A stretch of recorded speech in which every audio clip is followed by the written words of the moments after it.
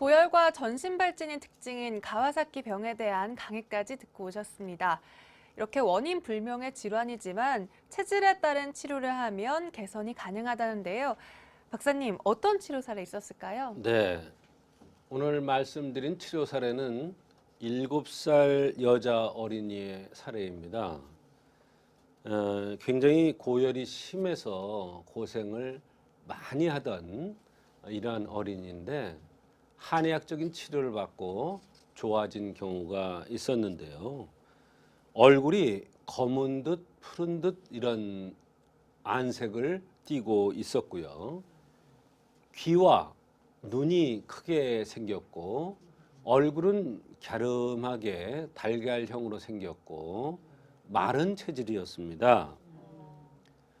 이렇게 마른 체질을 담체형이라고 얘기를 합니다.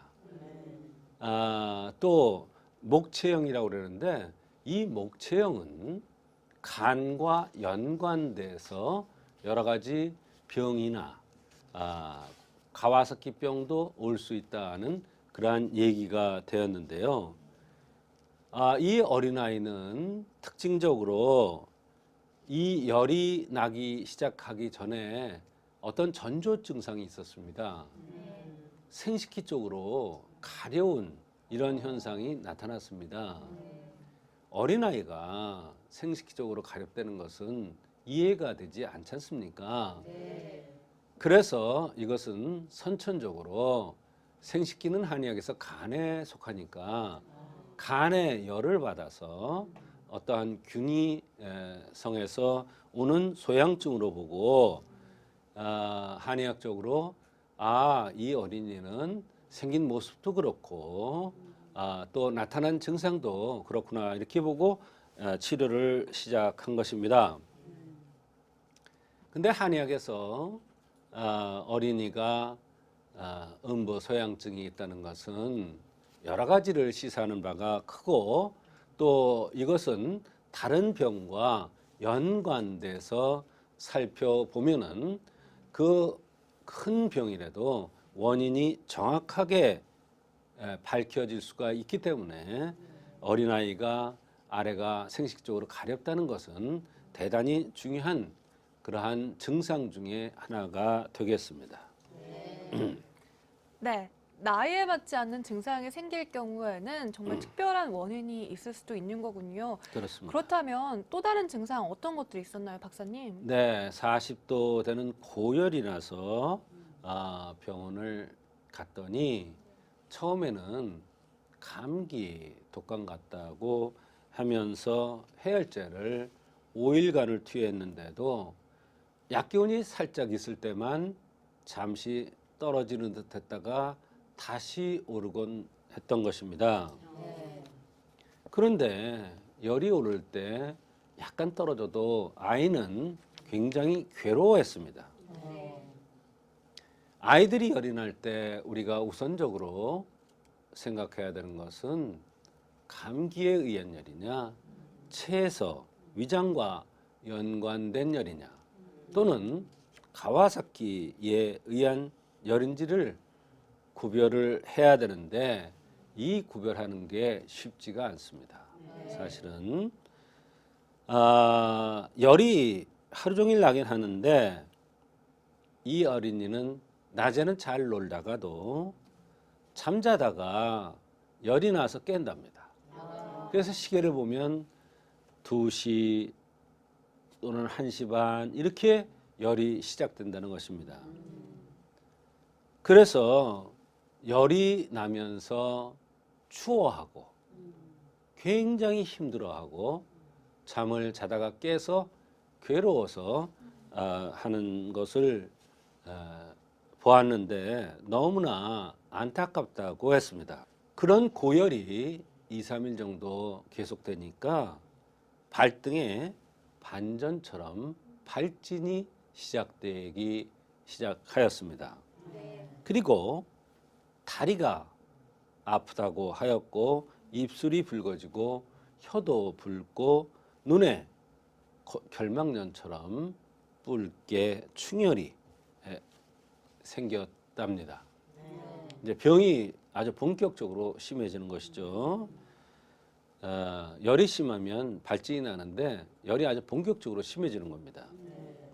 해열제를 써도 열이 안 떨어지니 닌게르를 맞으면 닌게르 주사를 맞으면 떨어질 것이라고 해서 맞았는데도 안 되니까 큰 병원으로 이송을 한 것입니다.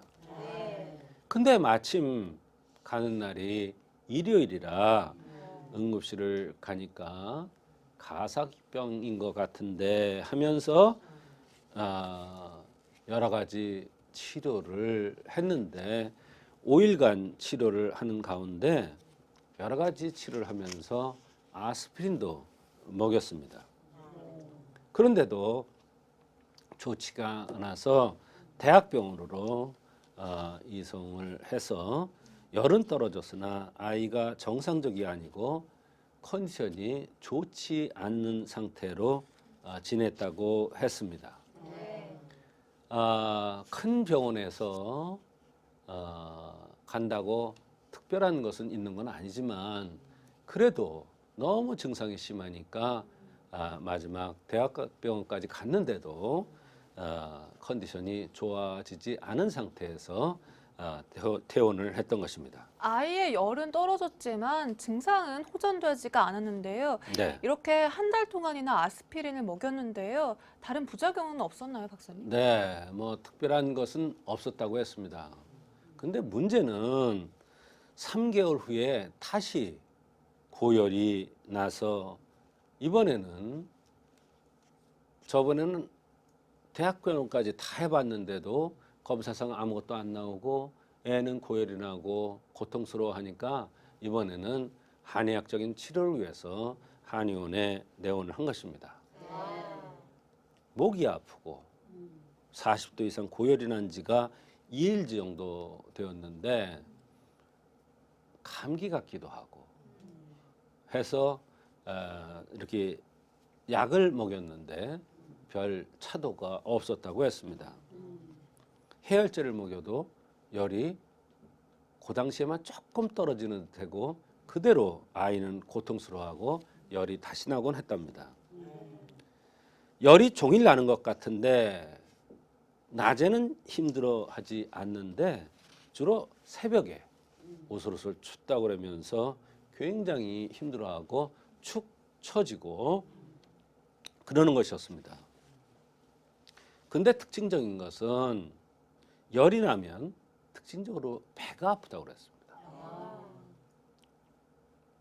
또 이에는 감기만 걸리면 이상하게 배가 잘 아프다고 한다는 것입니다. 그것도 아마도 그때도 같은 병이지 않았나 이런 생각이 듭니다. 생긴 대로 병이 온다는 차원에서 볼 때 목체형에 나타나는 간열로 보고 시호음자를 투여했습니다. 왜 간열로 보느냐? 새벽에 심했기 때문입니다. 또 생긴 대로 병이 온다는 차원에서 그 형에 그 병이 오니까 목체형에 간열에 의한 열이었습니다. 그래서 시호음자라는 그러한 약을 투여했던 것입니다. 가와사키 병이라고 판단한 병을 박사님께서는 간열이라고 진단을 하신 거예요. 네. 가와사키 병이 맞는지 안 맞는지는 모르지만 처음에 가와사키 병이라고 진단을 했습니다. 그리고 이번에 다시 재발을 한 겁니다. 그런데 가와사키 병이라고 진단을 했지만 뚜렷한 효과는 없었습니다. 치료 방법이 없고 원인이 나오지 않기 때문에 그렇습니다. 그런데 한의학에서는 목체형의 간열로 본 이유가 바로 열이 나는데 새벽에 심하고 생긴 모습이 갸름하면서 푸른 듯 검은 듯하고 또 냄새에 굉장히 예민하고 또 눈충혈도 있고 이러기 때문에 바로 간열로 본 것입니다. 그리고 거기에 또 하나의 관점은 이상하게도 감기가 걸리거나 열이 나면 배가 아프고 배변도 잘 안 나온다고 그랬습니다. 동글동글하게 단단하게 나오는데 아주 힘들다고 그랬습니다. 이것은 한의학에서 간과 대장은 같이 본다는 차원에서 변비가 있을 경우에는 변을 풀어주면 간이 좋아진다는 이론이 있습니다.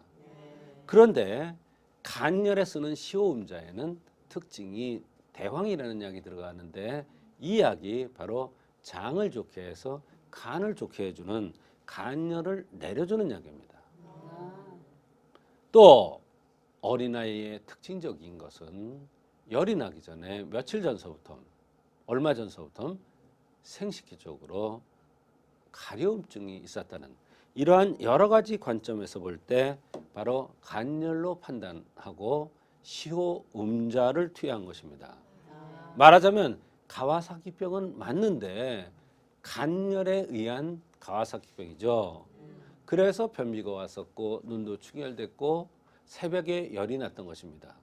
그래서 시호음자라는 것으로서 대변을 풀어주니까 열이 내리면서 변비도 풀리고 열이 내리면서 좋아졌던 것입니다.